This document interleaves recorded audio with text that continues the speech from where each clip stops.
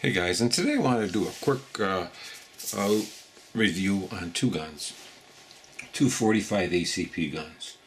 Very common, very popular guns. One is the F&P 45. This particular one's the tactical. Another one is a Glock 21. This is their 45 ACP. Let's go ahead and show you that both guns are unloaded. This one does have rounds in it. I'll show you it's empty, but see light. Okay, it's empty, nothing in it. So we'll just leave this to the side. This one here, take out the magazine. See, it's empty. Nothing in there. Okay, so both are empty. What I wanted to show you, and we'll start on each one of them to say why I like these two particular guns. Number one, I like 45 caliber myself. I've always liked 45 ACP.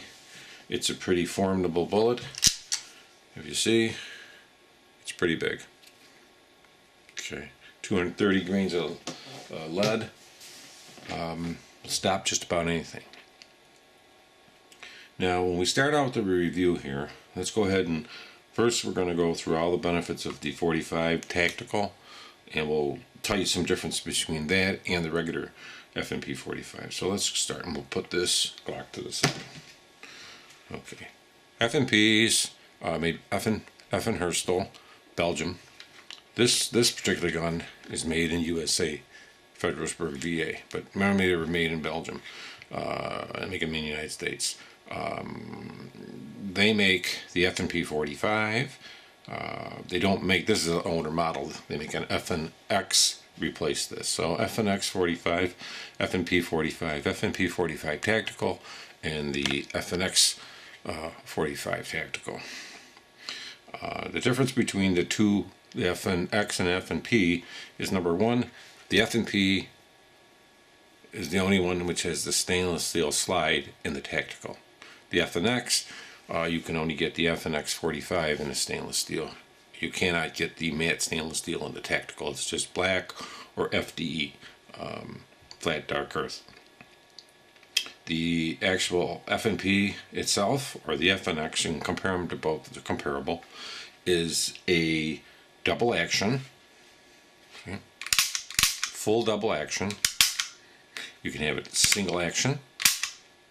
Okay, it also does have a decocker, which what it happens, let's see, if you press the trigger, you see how it just about touches there? See how that is? Now, if you decock it, it does not. See how far back it stays? Prevents the hammer from hitting it. And you can have a pull like that. Now, when you go like that and decock it, you actually, I haven't measured it, but you'll get a little bit more resistance. Also, it has the dual decocker. It has a safety, decock, pull trigger. It has dual slide releases. It has a takedown lever here. It has dual magazine releases. It is aggressively checkered all around it with stippling. There is replaceable back straps. You have 4 of them. It does have a bottom rail for light or laser. It does have high profile, glow in the dark trigogen. I believe the back, the front is green, the back I think is yellow, or let's see, I can't remember, but one's yellow and one's green.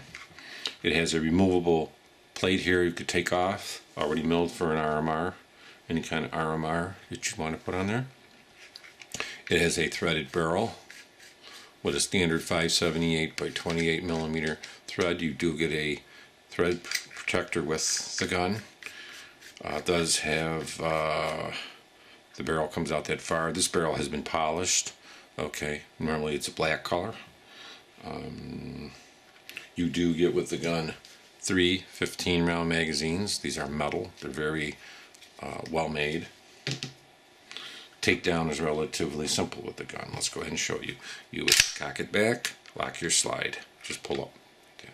You would press this down, you would like that, and slowly bring it off. This exposes the internals of the gun itself, if you see. Okay. Here's your whole internals. Takedown's fairly easy. You just pull out this recoil rod, which comes out as a dream. Very easy. And then you can just take off your thread protector and pull your barrel out. Very, very easy to work with.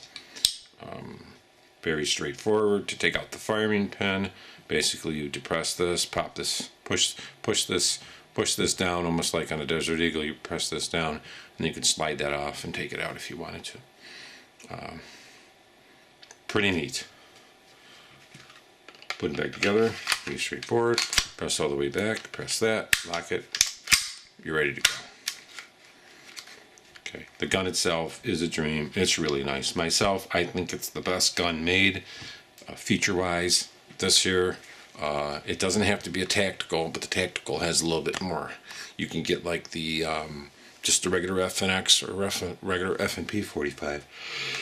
They're very feature-rich. They made a few changes to the FNX, did some narrowing, did some stuff with the magazines, but not really enough to be noticeable. I like this because it was a rare gun, and it was like one of my first really nice 45s that I picked up, and I really like it.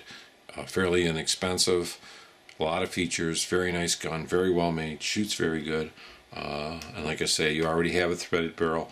Most of these barrels are about $250 on any gun if you had to replace it. So that's kind of a overview of the gun. I like it. I haven't had any problem. The build quality looks very good.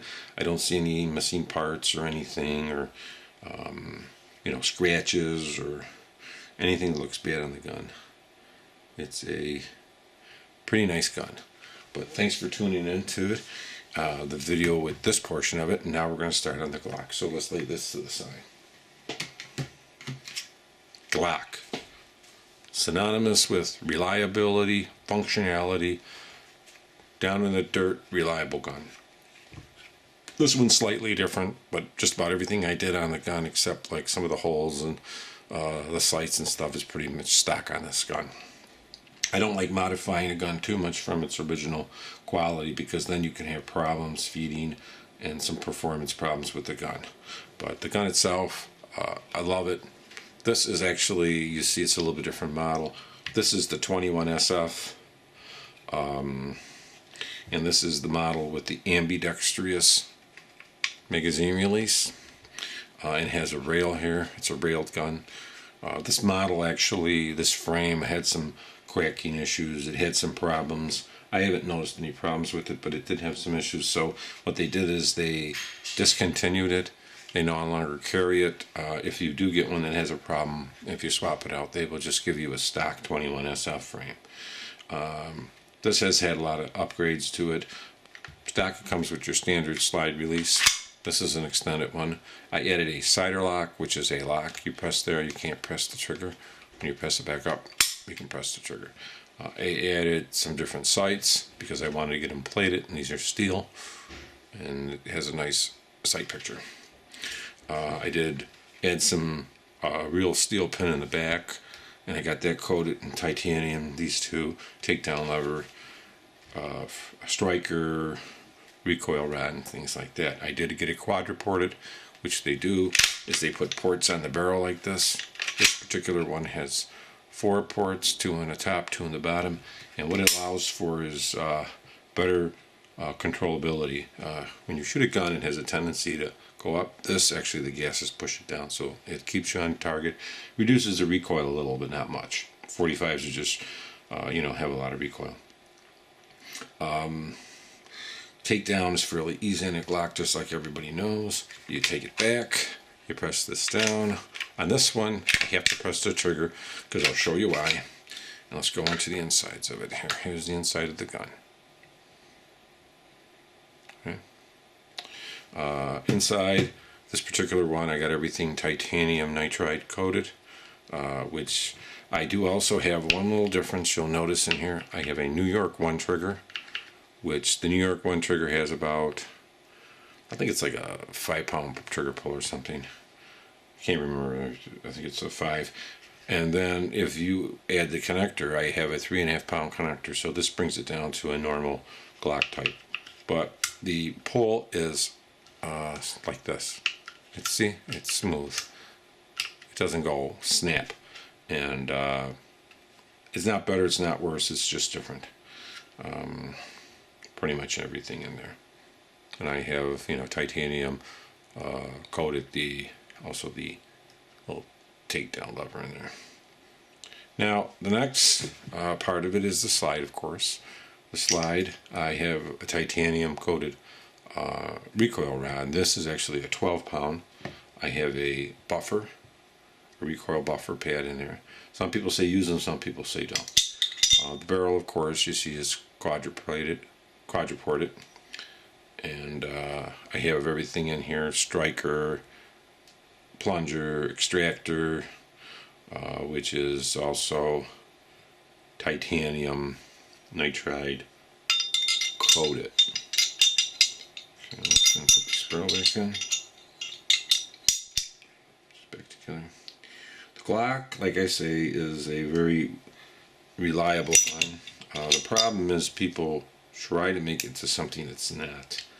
I mean, you buy a gun that's maybe $500-600, and then they spend thousands. I understand, because on the modifications I made to the gun itself, I have spent a little bit myself, so I can understand that. If you want to make something that's nice, sometimes you spend a little bit of money. But myself, I really think these are two really good guns to get if you're in the market for a 45 ACP. They're both reliable, they're both accurate. You can't go wrong with a Glock, you can't go wrong with the FN Herstal. I mean, both are great products. But myself, I would have to say, of my guns that I have, these are my best two 45 ACPs that I like. Everybody's different in what kind of guns they like, but thanks for tuning into my video, and please tell me what you think. And if you have any, ideas what you think your two favorite are, or your one favorite gun is, let me know. Thanks. Bye.